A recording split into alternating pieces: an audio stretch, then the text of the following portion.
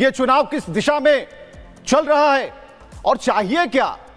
क्या इतनी शांति जरूरी है? वरुण पुरोहित, जवाब जरा दीजिएगा। ये कैसे इलेक्शन हो रहे हैं? कांग्रेस और सपा के बीच का जो तालमेल है उसे कैसे पब्लिक डोमेन में लाया जा रहा है? पब्लिक क्या समझ रही है?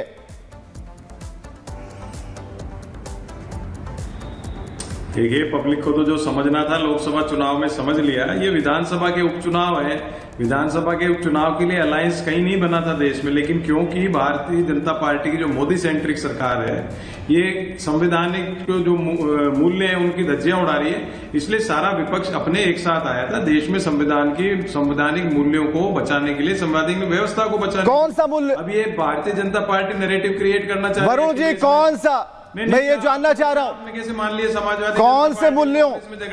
कौन से मूल्यों? मैं तो वो रणनीति जानना चाह रहा हूं जो आप लोग भीतर खाने कर रहे हैं। आवाजें बाहर आ रही हैं, जो घर के बर्तन बज रहे हैं वो आवाजें बाहर आ रही हैं। हम आपसे जानना चाह रहे हैं वरुण जी, क्या मिला कांग्रेस को? क्या कांग्रेस को साथ लेकर सपा यहां नहीं चलना चाहती? किन सीटों की बात की जा रही है? वो सीटें जहां पर बीजेपी मजबूत स्थिति में है। आप 5 चाहते थे, 2 पर भी कुछ नहीं हुआ। आप बताइए ना, अंदर की खबर क्या है? क्या अंदर चल रहा है? नहीं, आपने कैसे मान लिया कि हम 5 चाहते थे, 2 पे नहीं मिली? आपको कहां से सूचना हो गई? ऐसा कोई बात नहीं थी कि 5 हम चाह रहे थे, 2 मिली। वही तो जानना चाह रहे हैं हुजूर, बात क्या है? लोकल चुनाव है, लोकल चुनाव में जो स्टेट की बॉडी, नहीं कोई बात नहीं है। कांग्रेस पार्टी अपने हिसाब से चुनाव लड़ती है। अलायंस जो है, मैंने कहा ना, संवैधानिक मूल्यों की रक्षा के लिए किया गया है। अब मान लीजिए कांग्रेस पार्टी को अगर 10 सीटों पर लड़ना हो 10 पे लड़ेगी, और 2 पे लड़ना हो 2 पे लड़ेगी। अखिलेश यादव में, समाजवादी पार्टी में, कांग्रेस में कहीं खींचतान नहीं है। तो भारतीय जनता पार्टी की प्रेजेंटेशन करना चाह रही है, क्योंकि 4 जून को जो परिणाम आए थे, पहले आपका नहीं, ठीक है, पहले आपका प्रेजेंटेशन जरा देख लेते हैं। सपा से हमारे साथ दीपक रंजन जुड़ चुके हैं। दीपक, जो सवाल है बिल्कुल जायज है, साफ है, स्पष्ट है। हो क्या रहा है? कैसे इलेक्शन लड़ेंगे आप लोग? देखिए, आगे आने वाले जो है उत्तर प्रदेश में बाय इलेक्शन 10 होने वाले हैं। 10 में एक भारतीय जनता पार्टी ने पहले अपनी हार मान ली से 9 जगह पे बाय इलेक्शन हो रहा है। तो देखिए, जो समाजवादी पार्टी और कांग्रेस पार्टी इंडिया ब्लॉक जो है वो पूरी तरीके से इंटैक्ट और एकजुट है। हम लोग सब लोग मिल करके 9 की 9 सीटों पर हम लोग जो है भारतीय जनता पार्टी को हराने का काम करेंगे। इसी तरीके से आपने देखा होगा अभी हरियाणा का चुनाव, जो खैर परिणाम उसका जो भी आया हो, लेकिन समाजवादी पार्टी ने वहां पर अपने प्रत्याशी नहीं उतारे। अगर जैसा कि जिस तरीके से चीजें निकल करके आ रही हैं कि 9 में से समाजवादी पार्टी ने कांग्रेस पार्टी के लिए 2 सीटें छोड़ी हैं, खैर और गाजियाबाद। बस यही सवाल है, कौन सी सीटें छोड़ी हैं? कितनी कमजोर या मजबूत सीटें छोड़ी हैं, ये बताइए। नहीं, सारी सीटें मजबूत है। कमजोर कौन सी सीट है? कमजोर तो भारतीय जनता पार्टी के लोगों के लिए है। अभी आपने देखा होगा 2024 का जो परिणाम अभी आया लोकसभा का, कांग्रेस मान चुकी है आपकी बात?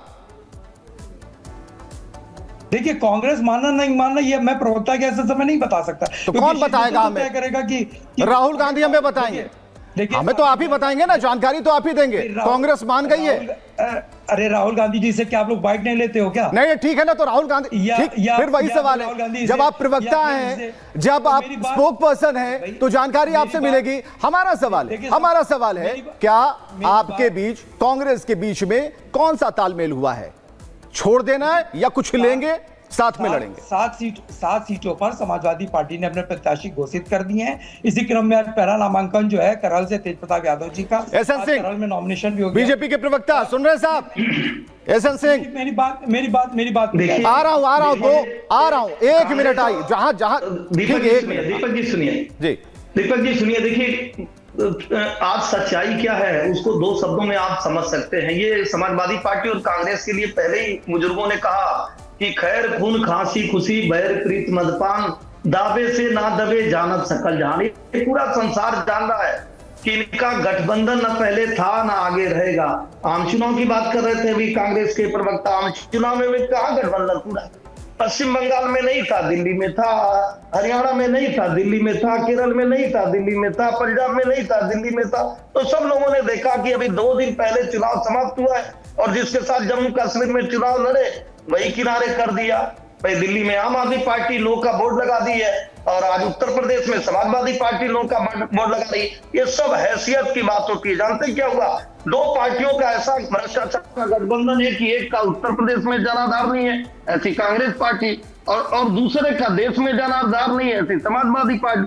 अब दोनों अपनी हैसियत की लड़ाई लड़ रहे हैं। भारतीय जनता पार्टी तो देखिए अपने शिद्दत के साथ, अपने सहयोगियों के साथ चुनाव में जा रही है। डबल इंजन की सरकार है, विकास की सरकार है, विकास की म्यार है, विकास की बहार है, और लोग विकास को वोट देंगे। इन्होंने कहा कि भाई एक सीट पर, मतलब आप मान गए कि 9 सीटें भारतीय जनता पार्टी जीत रही। अरे हम तो कह रहे हैं कि 2 राज्यों का जो चुनाव हो रहा है और जो अभी 9 चुनाव उत्तर प्रदेश में हो रहे हैं, सभी में भारतीय जनता पार्टी जीत रही।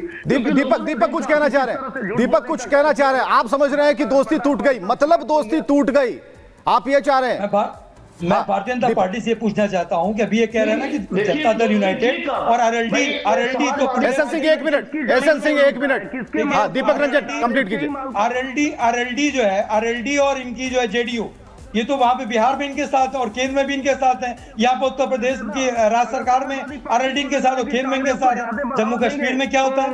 जम्मू कश्मीर में लोग मिलकर के चुनाव लड़ना, वो क्यों लड़ रहे? जेडीयू क्यों लड़ी, आरएलडी क्यों वहां पर चुनाव लड़ी? अरे ये अपनी चिंता करें, हमारी चिंता छोड़ दें। हमारा इंडिया ब्लॉक एकजुट चुनाव एसएन सिंह एक मिनट, हमारे वो कोर्ट का दरवाजा खटखटाने चले गए।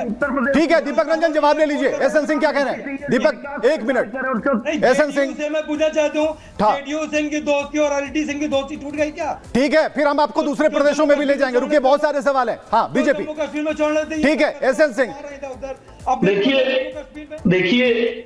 देखिए जहां बाजा बजता है ना, वहां से शोर अपने आप सुनाई देता है। कान अच्छा चाहिए और सुनने वाला चाहिए। सब लोग जान रहे हैं कि खटपट कहां चल रही है। भारतीय जनता पार्टी के सहयोगियों में कोई खटपट नहीं चल रही है और न थी। परिणाम अभी आपने देखा, हरियाणा का भी परिणाम देखा।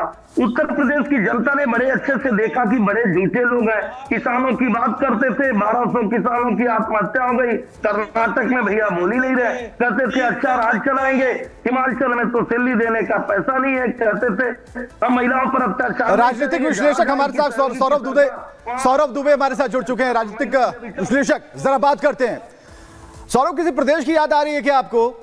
और यह जानना बेहद जरूरी है, जो इस बार सपा की स्पीड दिखाई दी, अगर आप बिहार की तरफ रुख करेंगे तो जो स्पीड सीट बंटवारे को लेकर, चुनिंदा सीटों को लेकर बिहार में आरजेडी ने दिखाई थी, बिल्कुल कुछ ऐसा ही दिख रहा है। और यहां की स्थिति पर क्या विश्लेषण है आपका? देखिए, ये जो इंडी अलायंस है, इनका जो गठबंधन है, इस गठबंधन की गठरी में जितने छेद है, उससे कहीं ज्यादा इनके नेताओं के महत्वाकांक्षी मतभेद है। और तथाकथित जो मोहब्बत की दुकान है, ये जो मोहब्बत का गठबंधन है, इसमें जो बेवफाई का खंजर होता है वो हमेशा कांग्रेस पार्टी के हाथों में होता है। इनका जो सियासी मेल आप देख रहे हैं, ये सियासी मेल पूरा 7 पीढ़ी का खेल है। जिस प्रकार से जब लोकसभा का चुनाव था, इसी गठबंधन के अंदर ममता बनर्जी ने इनका तिरस्कार किया था पश्चिम बंगाल में, आम आदमी पार्टी अकेले लड़ी थी पंजाब के अंदर जो है। तो उसके बाद हरियाणा चुनाव में आपने देखा क्या अष्ट हुआ। समाजवादी पार्टी को जो पिछले विधानसभा चुनाव हुए थे मध्य प्रदेश में, जम्मू कश्मीर का भी बता दो, नौबत आई कौन अखिलेश पटेल। अरे जम्मू कश्मीर का भी बता दो विश्लेषक साहब। अगर जनता के साथ छलावा करना चाहते हैं, जनता के साथ धोखा करना चाहते हैं, तो इनको मुबारक हो। लेकिन हरियाणा का परिणाम, हरियाणा के चुनाव का परिणाम ये बताता है कि जो भी इनके संयुक्त मुद्दे थे, किसान, पहलवान, महिला, नौजवान, उसको जनता ने नकार दिया है पूर्ण रूप से। और